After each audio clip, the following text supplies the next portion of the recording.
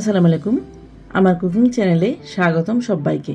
তো ভিউয়ার্স, আজ আমি আপনাদের সাথে শেয়ার করব হচ্ছে গ্রীষ্মকালীন সবজি পটল দিয়ে খুবই মজার একটা রেসিপি, পটল চিংড়ি।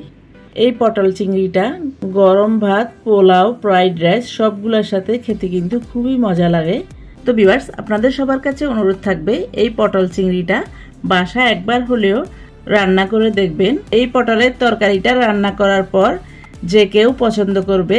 এই পটলের তরকারিটা যে না খায় সেও আঙুল চেটে খাবে, এতটাই মজা এই পটল চিংড়িটা। তো ভিউয়ার্স, আপনাদের সবার কাছে অনুরোধ থাকবে আমার আজকের পটল চিংড়ি রেসিপিটি যদি ভালো লাগে তাহলে বাসায় একবার হলেও ট্রাই করে দেখবেন।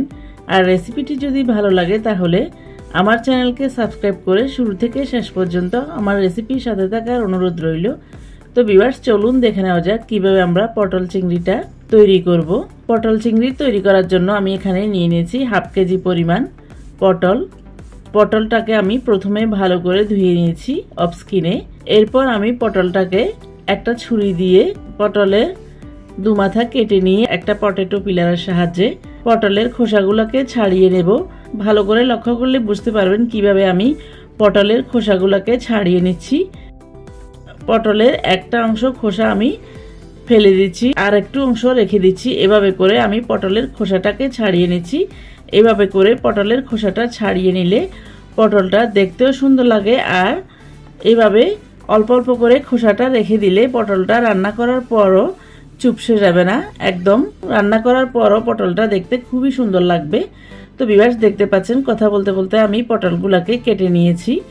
প্রথমে আমি পটলের খোসাগুলোকে ছাড়িয়ে একটা পটলকে মাঝখান দিয়ে দু অংশ করে কেটে নিয়েছি।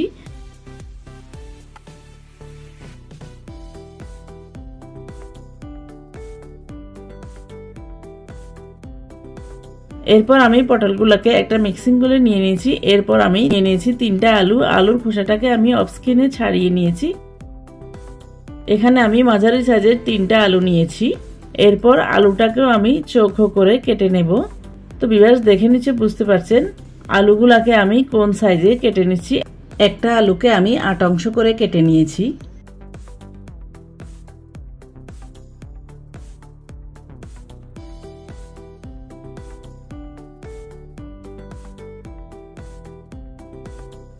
তো ভিউয়ার্স, দেখতে পাচ্ছেন কথা বলতে বলতে আমি আলুগুলাকেও কেটে নিয়েছি। এরপর আমি আলুগুলাকেও মিক্সিং বলে নিয়ে নিয়েছি। আলু পটল আমি একসাথে একটা মিক্সিং বলে নিয়ে নিয়েছি। এরপর আমি এই আলু পটলগুলাকে লবণ হলুদ মাখিয়ে নেব। প্রথমে আমি এখানে হাফ টিস্পুন লবণ দিয়েছি। এরপর হাফ টিস্পুন হলুদ দিয়ে ভালো করে পটল আর আলুগুলাকে মাখিয়ে নেব।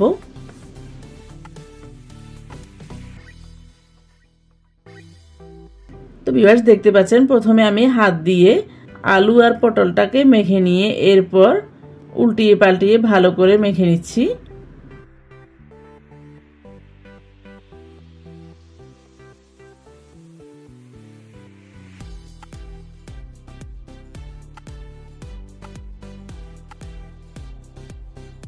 তো ভিউয়ার্স, দেখতে পাচ্ছেন আলু পটলগুলোকে আমি লবণ হলুদ মাখিয়ে নিয়েছি। এরপর আমি এটাকে একপাশে রেখে নিয়ে নিয়েছি চিংড়ি মাছ। এখানে আমি 7টা মাঝারি সাইজের চিংড়ি মাছ নিয়েছি। এরপর আমি চলে যাব চুলায়। চুলায় একটা পাতিল বসিয়ে দিয়ে দেব 3 টেবিল স্পুন পরিমাণ সরিষার তেল। তেলটা ভালো মতো গরম হয়ে গেলে এরপর আমি সবার প্রথমে লবণ হলুদ মেখে রাখা পটলগুলোকে ভেজে নেব। আমি পটলগুলোকে আলাদা ভেজে নেব আর আলুটাকে আলাদা ভেজে নেব, কারণ পটলটা ভাজতে খুব একটা সময় লাগে না। এজন্য আমি পটলটাকে প্রথমে আলাদা করে ভেজে নিচ্ছি। এরপর পটলটা ভাজা হয়ে গেলে আলুগুলোকে ভেজে নেব।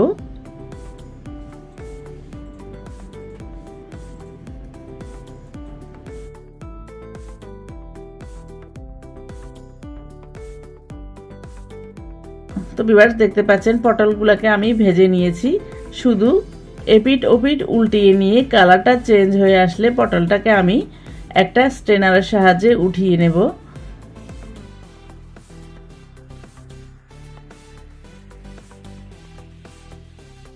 এরপর আমি দিয়ে দেব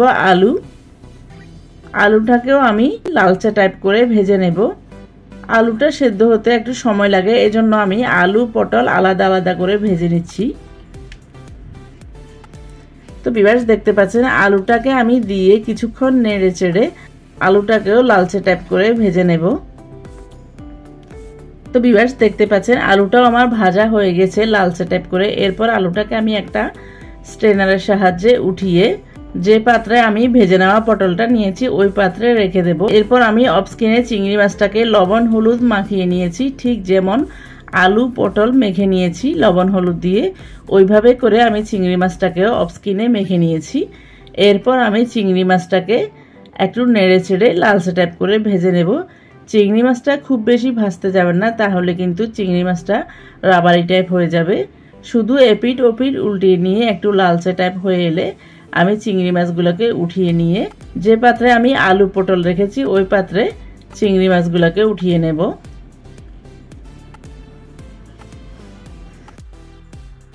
এরপর সে একই তেলে দিয়ে দেব 1 টিস্পুন পরিমাণ আস্ত জিরা। এই পর্যায়ে চুলা আঁচটাকে একদম নিবু নিবু আঁচে রেখেছি। দিয়ে দেব একটা তেজপাতা, এরপর দিয়ে দেব 2 টুকরো দারুচিনি, দিয়ে দেব 2টা ফাটিয়ে নেওয়া এলাচ। এরপর আমি গোটা গরম মশলাগুলোকে ভালো করে নেড়ে চেড়ে সুন্দর একটা স্মেল আসলে দিয়ে দেব 1 কাপ পরিমাণ পেঁয়াজ কুচি।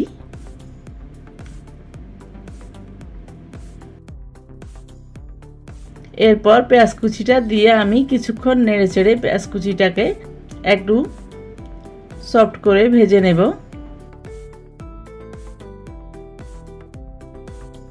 তো ভিউয়ার্স দেখতে পাচ্ছেন পেঁয়াজ কুচিটা আমার সফট করে ভাজা হয়ে গেছে। এরপর আমি দিয়ে দেব 1 টেবিল স্পুন পরিমাণ আদা রসুন বাটা। আদা রসুন বাটাটা দিয়ে আমি আরও কিছুক্ষণ নেড়ে চেড়ে ভেজে নেব, যতক্ষণ পর্যন্ত না আদা রসুনের কাঁচা গন্ধটা চলে যায় ততক্ষণ পর্যন্ত আমি আদা রসুনগুলোকে ভেজে নেব। তো ভিউয়ার্স দেখতে পাচ্ছেন আদা রসুনগুলোকে আমি ভেজে নিয়েছি, আদা রসুনের কাঁচা গন্ধটাও চলে গেছে আর তেলটাও বেরিয়ে এসেছে। এই পর্যায়ে আমি দিয়ে দেব 1 টিস্পুন পরিমাণ হলুদ গুঁড়া, দিয়ে দেব 1 টিস্পুন পরিমাণ মরিচ গুঁড়া, এরপর দিয়ে দেব 1 টিস্পুন পরিমাণ ধনিয়া গুঁড়া। তো ভিউয়ার্স এখানে ঝালটা মনে হচ্ছে একটু কম হবে, এজন্য আমি আরো 1/2 টিস্পুন মরিচের গুঁড়া দিয়ে দিলাম, এতে করে কালারটাও সুন্দর আসবে। এরপর আমি চুলা আঁচটাকে একদম নিবু নিবু আঁচে রেখে এই গুঁড়া মশলাগুলোকে কিছুক্ষণ নেড়ে চেড়ে ভেজে নেব। তো ভিউয়ার্স দেখতে পাচ্ছেন গুঁড়া মশলাগুলোকে আমি কিছুক্ষণ নেড়ে চেড়ে ভেজে নিয়েছি। গুঁড়া মশলাটা দিয়ে সাথে সাথে পানি দিতে যাবেন না, তাহলে কিন্তু তরকারির স্বাদ আর কালারটা ভালো আসবে না। এই জন্য গুঁড়া মশলাটা দিয়ে কিছুক্ষণ তেলের উপরে ভেজে নিতে হবে আর চুলার আঁচটা থাকবে একদম নিবু নিবু আছে।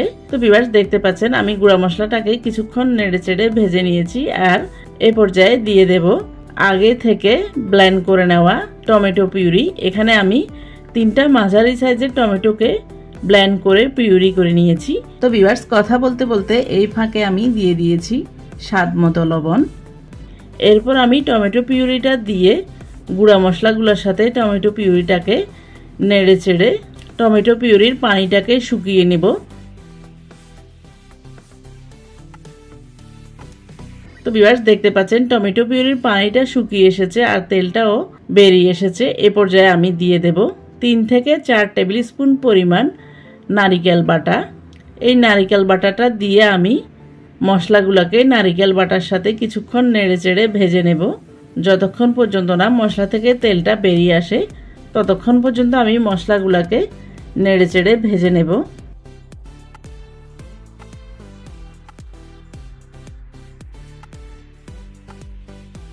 তো ভিউয়ার্স দেখতে পাচ্ছেন সবগুলো মশলা আমি বেশ কিছুক্ষণ নেড়ে চেড়ে ভেজে নিয়েছি, মশলা থেকে তেলটাও বেরিয়ে এসেছে। এই পর্যায়ে আমি দিয়ে দেব 3 কাপ পরিমাণ পানি।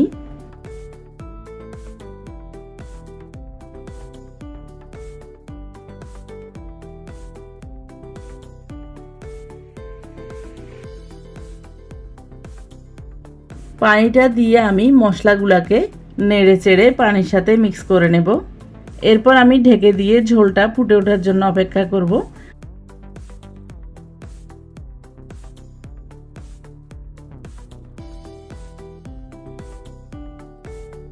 তো ভিউয়ার্স দেখতে পাচ্ছেন ঝোলটা ফুটে উঠেছে। এরপর আমি ঢাকনাটা উঠিয়ে দিয়ে দেব আগে থেকে ভেজে রাখা আলু, পটল আর চিংড়ি মাছ। এরপর আমি সবগুলো উপকরণ দিয়ে ভালো করে নেড়েচেড়ে ঢেকে দিয়ে চুলার আঁচটাকে মিডিয়াম ফ্লেমে রেখে আলু পটলগুলোকে 1 মিনিট পর্যন্ত রান্না করে নেব। আলু পটলটা আগে ভেজে নেওয়ার ফলে হাফ সেদ্ধ হয়ে গেছে, এজন্য আলু পটলটা সেদ্ধ হতে খুব একটা সময় লাগে না। আমি শুধু আলু পটলটাকে 1 মিনিট পর্যন্ত রান্না করে নিয়ে আলু পটলের ঝোলটাকে ঠিক করে নিয়ে এই আলু পটলটাকে চুলা থেকে নামিয়ে নেব। মাঝখান দিয়ে একবার আমি ঢাকনাটা খুলে নেড়েচেড়ে দেব। নেড়েচেড়ে দিয়ে আবারও ঢেকে দিয়ে আলু পটলের ঝোলটা একটু শুকিয়ে আসা পর্যন্ত অপেক্ষা করব। তো ভিউয়ার্স দেখতে পাচ্ছেন ঝোলটা একটু শুকিয়ে মাখো মাখো হয়ে গেছে। এ পর্যায়ে আমি দিয়ে দেব 8-10টার মতো কাঁচামরিচ। কাঁচামরিচটাকে আমি মাঝখান দিয়ে ফালি করে নিয়েছি।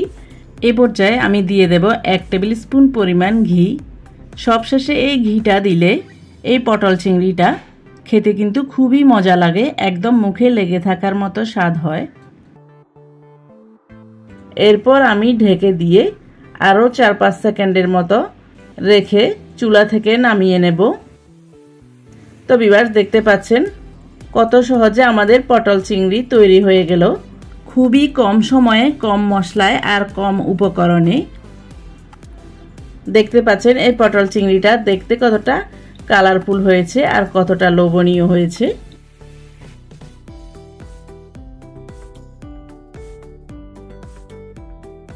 এরপর আমি পটল চিংড়িটাকে সার্ভ করে নেব। তো ভিউয়ার্স দেখতে পাচ্ছেন এই পটল চিংড়িটা দেখতে কতটা লোভনীয় লাগছে আর কতটা কালারফুল হয়েছে, আর এর গ্রেভিটা একদম মাখো মাখো হয়ে গেছে।